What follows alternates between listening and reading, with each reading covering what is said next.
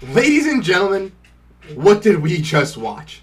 This was insane to witness. The Boston Celtics, after scoring 12 straight points in the first quarter, somehow found themselves in a deficit versus this Pacers team. But Jaylen Brown woke up, got that clear steal off that bad turnover by the Pacers on that good defensive pressure, hits a tough corner three to send the Celtics to overtime, and the two Jays rise up to the occasion alongside Jrue Holiday and ball out to secure Game 1 of the Eastern Conference Finals versus the Indiana Pacers. And we have to break this down because this was an absolute fantastic game from both sides. And we're going to be breaking down all this and more on this episode of Celtics Digest. Without further ado, we're going to be diving in. We're going to be going head straight into this video.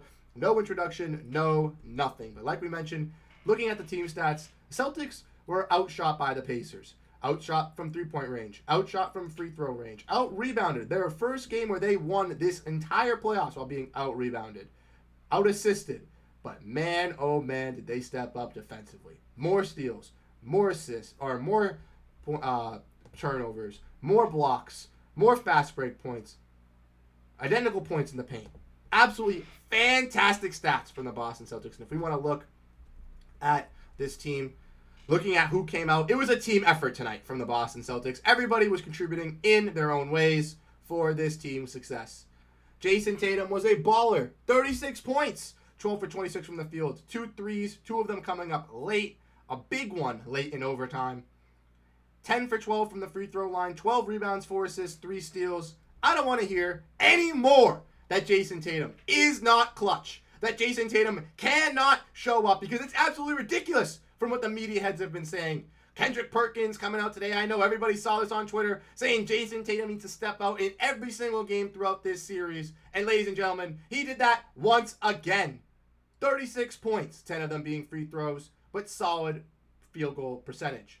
Then looking at the rest of the team, Jaylen Brown, really clutch at the end of the game, and a baller once again. 26 points, 50% from the field. That 1-3 was the 3 that won us the game, basically sent us to overtime, gave us our juice back, got the crowd back into it. That 1-3 saved us in Game 1.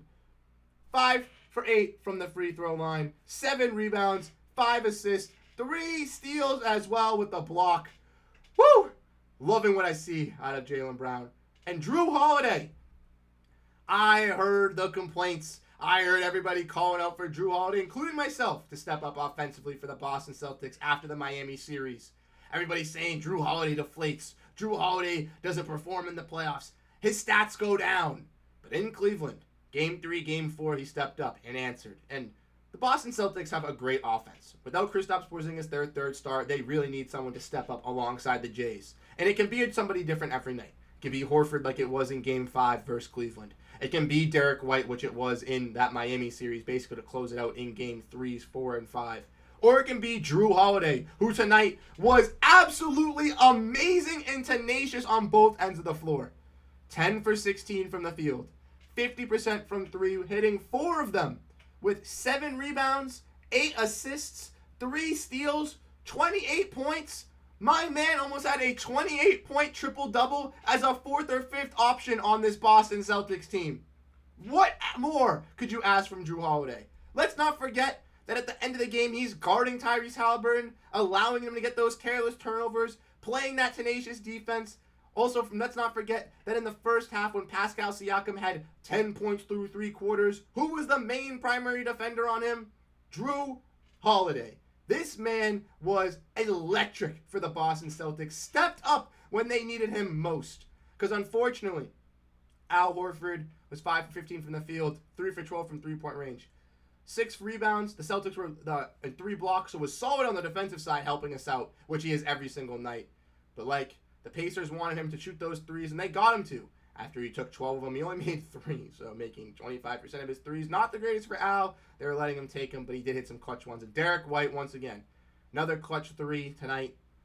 Wasn't the greatest shooting night, but I don't want to hear the complaints of Derrick White. 6 rebounds, 9 assists, 2 steals and a block with 15 points. Once again, doing all the intangibles for the Celtics, helping out, making sure that the right person gets the basket, regardless if it's Tatum, regardless if it's Brown. And I know that there were some complaints with this Celtics team defensively, not really setting up. And we'll get into that, letting some of these Pacers kind of go off from what we see. Siakam woke up in the fourth quarter at 24, 12, and 7.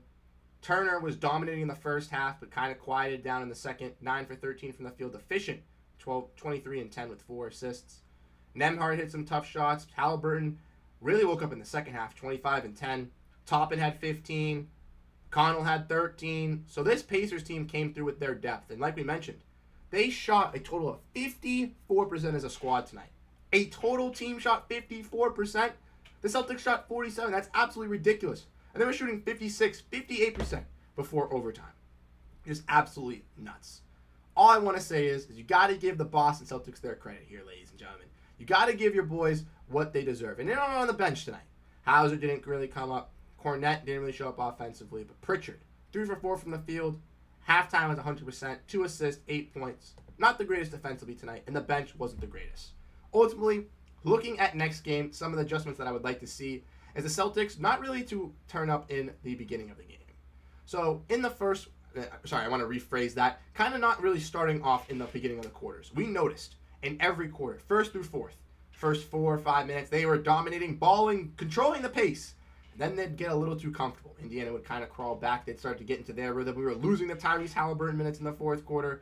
But once again, Jaylen Brown, Jayson Tatum came up clutch. Jayson Tatum playing that tough defense on your boy Tyrese Halliburton on that last shot. And then in overtime, coming through, prevailing, in being a dog, hitting some big-time clutch shots. Jayson Tatum, Jaylen Brown, the two J's going at it. Nesmith was the guy that I said could kind of contain him. He fouled out for the Pacers tonight. And there was no one stopping these wings. And we're going to see throughout this entire series, Jaylen Brown, Jayson Tatum, being those effective scorers, being these effective playmakers, working hard on the defensive side. I'm watching the highlights right now. Jayson Tatum's hitting that 3. Ooh-wee! It's getting me hyped up already. I don't know, man.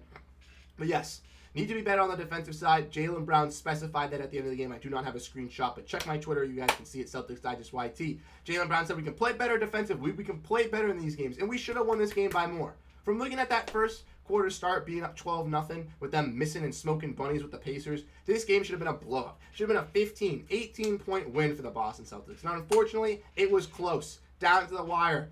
A nail-biter for us. I was sitting here at the end of the live stream, the last minute and a half, like, oh my God, bro, come on, please, we're down 3, please, like, nail-biting, please, please, Jaylen Brown. Oh my God, I don't want to see no more disrespect on Jaylen Brown's name. I don't want to see no more saying Jayson Tatum isn't clutch. I don't want to see the lack of Jrue Holiday's offense ability being credited from the Celtics fans. This Celtics team needs 3 stars to step up to really command. And it can be anybody on any given night. It can be Horford. It can be Tatum. It can be Brown. It can be White. But if they have those 3 stars, those 3 killers from their starting lineup, take the team and put up 20 points, there is no team that can match us offensively, and there's no team that can stop us defensively. We just need to lock in, be better on the defensive side, and the fans were ecstatic tonight.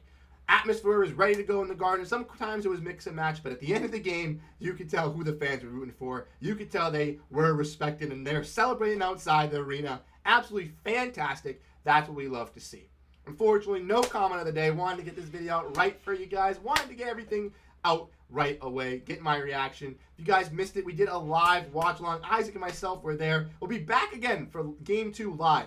You enjoyed the OT run. If you enjoyed the commentary, come join us for those live streams. They're absolutely fantastic, super fun, and who knows, you may see a surprise or have some fun surprises in there.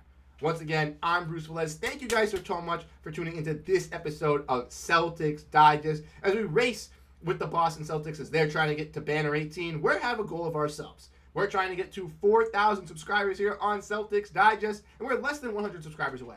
So if you guys do enjoy the content, hit that like button, hit that subscribe button, come tune in, come check us out. Give us your reactions down below in the comments as we read every single comment and appreciate every single one of you guys. I'm Bruce Veliz, signing off on Celtics Digest. Absolutely fantastic overtime win from the Boston Celtics tonight, 133-128. They get the dub by a 5-point lead, take the 1-0 series control, and as we await the Game 2, hyper, bad game, good game, we'll wait and see, but hopefully the Celtics can start off the series 2-0 and be ready to go. Once again, I'm Bruce Veliz. Thank you guys so much for tuning into this episode of Celtics Digest. I'll catch you guys in the next one, and let's go Boston Celtics. Peace out, everybody.